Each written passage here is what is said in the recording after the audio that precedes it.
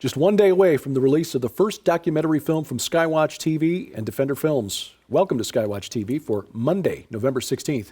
I'm Derek Gilbert in studio with Tom Horn and with the man behind the camera who makes us look good here on SkyWatchTV and who did the filming for the interviews that you'll see in Inhuman.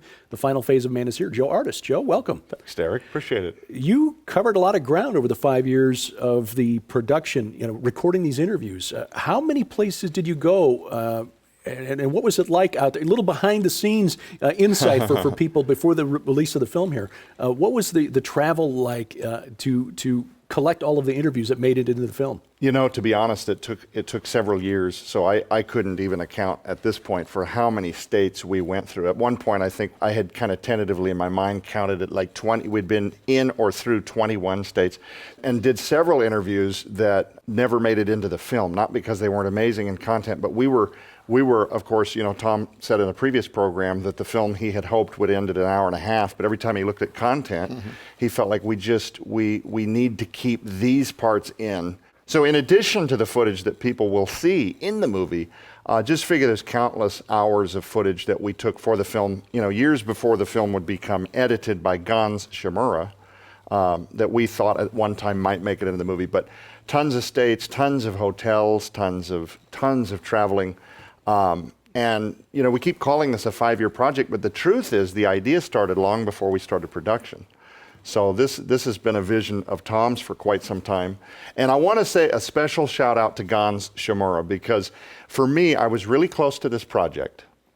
And almost all of the footage you see in the film that has to do with the interviews, the lighting, the locations, the backdrop, B-roll, everything. B-roll, the shots of us traveling. Sometimes I would delegate shots if I were going to be in them to somebody else, but I'd be telling them this is kind of what I want to see. This is kind of what I think would look, good for the film. But to be that close to it, the original idea was that I would then do like I'm doing at SkyWatch, where I also have some involvement in a lot of the directing. And it was clear that was never going to happen just because of my schedule now with the launch of SkyWatch. It was really obvious for at least a couple of years that at some point we would need to find an editor that could take the film and then do the final editing. And I must say, I was very pleased to be this close to a project, and in my mind, having all these shots are going to lay out in a certain way, and they're going to be revealed on screen in a particular order. To give that up, to realize I'm never going to be able to give up your baby. Yeah, to hand that off after that many years. At first, I was really concerned about would it make it to the screen in the same way that I had kind of hoped it would. But I got to tell you, Gans Shimura did a fantastic job. This movie plays like butter. We keep talking about it's a 3-hour movie, but the truth is we've had so many people that have got to see it ahead of its release, scrutinizing, length. Did this chapter feel smooth? And they've said, it's 3 hours, but you really forget the length. We watched it over 2 nights, but we got to the end and we felt that it could have gone on. We want to see a second movie. Right. It's not a difficult watch. Gans did a fabulous job taking all of the information and really making this a pleasurable watch. Yeah, the visuals and the pacing, it just worked out. It really. And there also are some wow moments in the film. And one of the biggest challenges we had was there was so much good content. How to keep this from becoming an 8-hour, docudrama or something. So. Inhuman season 1. It really did become that. It was a lot of fun being on the road too. Traveling with Joe, and there was these different times in which we thought, okay, we've got everything now in the can, and then an opportunity would come along. That's right. By the way, you can do a sit down with Stanford University Professor Hurlburt, who sits on the U.S. President's Council on Bioethics. So we had another road trip, right? And we tried to several times put them together where we went from, I think on one of the trips, we went from Chuck Misler's Koinonia Institute, where we interviewed him, and then we went down to Stanford University, and while we were there at Professor Hurlburt's house, Wesley Smith came over to the house because he knows Hurlbut. And so we were able to interview both of them at the same location. By the way, a little interesting factoid, learned that Joan Baez, the famous singer, you know, from the Woodstock era, lives right next door to him. Huh. And interestingly, has a great big tree house up in a tree next to him. Yes. And we found out that's where she does most of her work, is in this tree house. Yeah. So you never get rid of the old hippie, right? Interesting. It was a lot of colorful things that we learned. We got back from those trips, found out that Natasha Vita-More, right?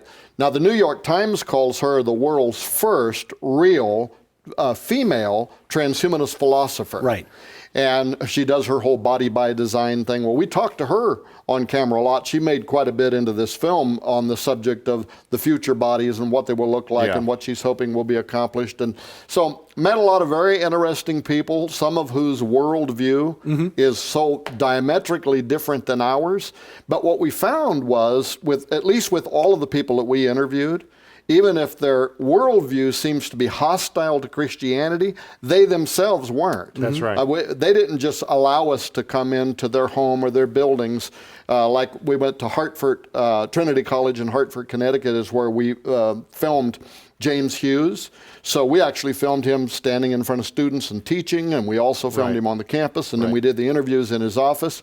We found each of these people to just, I mean, they'd be like a good neighbor, right? Yeah. So it was, in its own way, it was a very interesting journey to take, knowing that this started out with what seemed like was going to be some hostility. That's right. Where Hughes was attacking me for some of the things I was saying. And yet now, you know, Hughes and I email back on a fairly regular basis. When the documentary comes out, a lot of transhumanist groups are going to be playing it and watching it. Right. And so this is what we had hoped to accomplish. We wanted to reach across these lines in the sand, right? That's right. When we started the journey early on, there were even moments where I asked Tom, I said, are you sure this is even safe? Yeah. Because some of the places we went, we knew there was a strong possibility or even probability we might be greeted by people with diabolically oppositional worldviews. They've clearly followed to the degree that they know enough about Tom to, you know, attack him on the web and things like this. And now we're going to, I felt, and sometimes we're walking into the lion's den. Is this a good idea? Let me ask you about that, because saying? because Natasha Vita-More's husband, Max Moore, is an avowed opponent of Christianity. Let me put it that way. Right. I don't claim to know exactly what he believes, but I know it's whatever Christianity is, it's pretty much the opposite of that. So what was it like when you got to their home and Max Moore knew who you were, Tom, and what you guys represent? Right. Well, and of course, he's the father of transhumanism. Yes. One of them.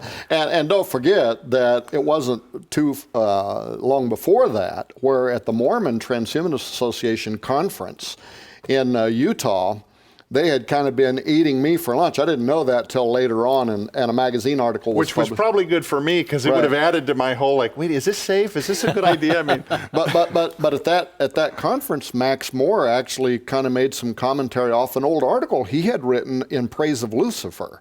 Yeah. So yeah, I mean, but what I will tell you is, when we went into their home, they were very cordial. They were very nice to us. yes.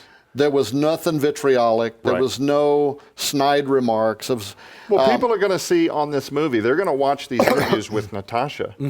And on screen, she's very kind. She's very warm. She's very warm. Let me tell you that off camera, same person. Yeah. Right. Our experience with her was that she was very hospitable. In fact, she even showed me a couple of tricks that she's trained her dog to do, which I got a kick out of.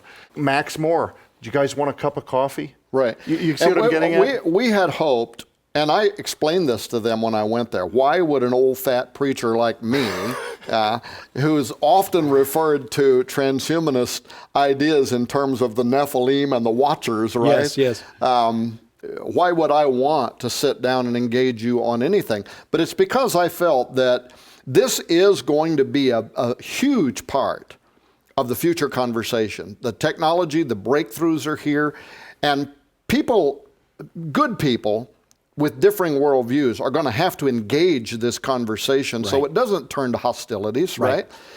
So it was kind of reaching across the line to say, look, you're never going to change what I think. I doubt I could ever change what you think, but we need to be having this conversation so that you're not defining it on your own. And now look what's happening. Now you've got James Hughes. He's out there at transhumanist conferences, and he's saying we need to engage the Christian community in this conversation. So it's already starting to work. Now if we can just get the church to pay attention to this issue, we will have accomplished something bigger than the film. Exactly. And I just want to toss this in because this strikes me in seeing that not only Natasha Vita-Moore, but Dr. Hughes as well comes across as very cordial, very warm, very friendly, and genuinely concerned about the well-being of humanity. And according to what we've seen in the news recently and some of his statements in public, open to this discussion. As you say, we're probably not going to change his mind, but open to the discussion. This is such a contrast and a breath of fresh air in the context of where America is today, where we're seeing news stories about Halloween costumes are leading to protests where students are literally screaming at professors. Just up the road from us here in Missouri, where the two top officials of the University of Missouri system in the state were forced to step down because nobody wanted to listen to the other side. Nobody wants to talk. We need to talk, not shoot each other. That's right. Exactly. Yeah, and so, that was a really big part of what we were hoping to accomplish with this, and now it seems to be working. But again, we also, I have to admit, I have the hope of trying to prick the conscience of some of these transhumanist figures to make them think about this big question called God. And like I said on the last program, we've watched Hugo de Garis go from saying I'm an atheist to saying I'm an agnostic to now saying I am a deist and you cannot deny intelligent design. That's what we hope to do, to be able to engage people on an honest and intellectual level to talk about these issues. But that's not the only reason that the film was made, but that is a part of what we are hoping to do, to reach across, to reach people, because we believe that we have an answer to something that they're looking for. They're looking for eternal life. They're looking for immortality. They're looking for transcendence. We believe we already have the key to all of that in the person of Jesus Christ. Amen. That is the goal. All of what we do here at SkyWatch TV, from the geopolitical discussions to this discussion that we're having about the transhumanist movement, all points to Christ and Him crucified. And if we ever fail to do that, we are failing in our mission. And that is one of the reasons that we are, Sharon and I are both so honored and blessed to be here and part of this. Well, tomorrow, I know we got to leave, right? But tomorrow is the consummation. That's right. Of this 5 years of research and work, traveling all over the place, interviewing all of these people with different worldviews, great intellects. I couldn't be prouder of the final product. I want to tell people that I think people are going to be very impressed with the quality of this film. Everybody from Gon Shimura to the lighting director and the field film, the dialogue that we gathered is cutting edge. It's first rate. Sharon Gilbert, of course, came in as our science advisor and also has a wonderful narrating voice. People are going to learn some new things about your favorite person in the world, right? But I'm really looking forward to it. It's coming out tomorrow. Yes. November 17th is the release date for Inhuman. The final phase of man is here. We'll tell you a little bit more about what you get if you order the film in just a moment. But it is an important discussion, and it's one that we need to have. And so many in the church right now are just not even aware of the term and what the meaning of the word transhuman is. It's an honor to be just involved even in just a small way in this part of this project. So tomorrow's the day. We hope you'll take advantage of it. For Tom Horn and Joe Ardis, I'm Derek Gilbert. Thank you for watching as we keep watch. This is SkyWatch TV.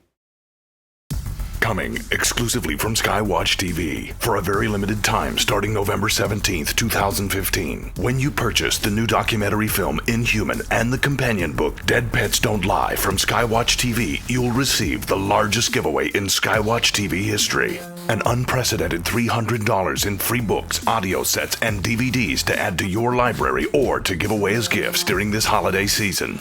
Included in this limited time giveaway are never before offered free audio sets. Over 30 hours of the most sought after interviews in history with global experts combined on a special 2-disc volume set discussing the unfolding genetic Armageddon now underway and what you need to know to survive the future. Featuring Something Transhumanism This Way Comes, The Coming Replacement Humans, The Days of Noah, The Coming Zombie Apocalypse, Conspiracy Theory, Psychotronic Warfare.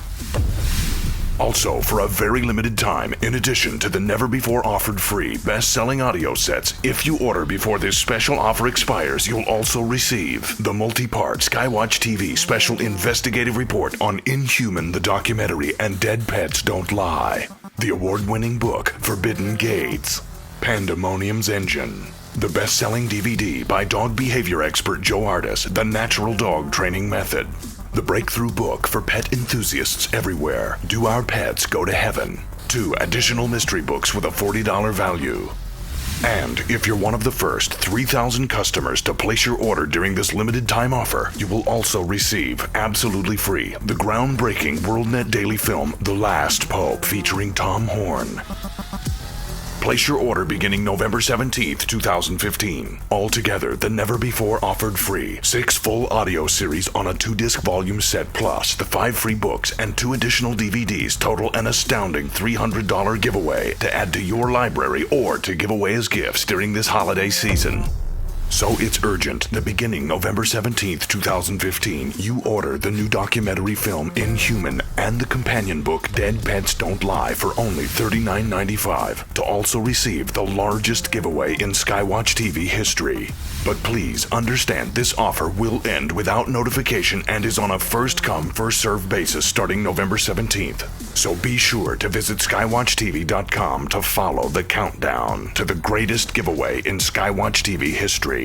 Order the new documentary film Inhuman and the companion book Dead Pets Don't Lie for only $39.95 to also receive the largest giveaway in SkyWatch TV history.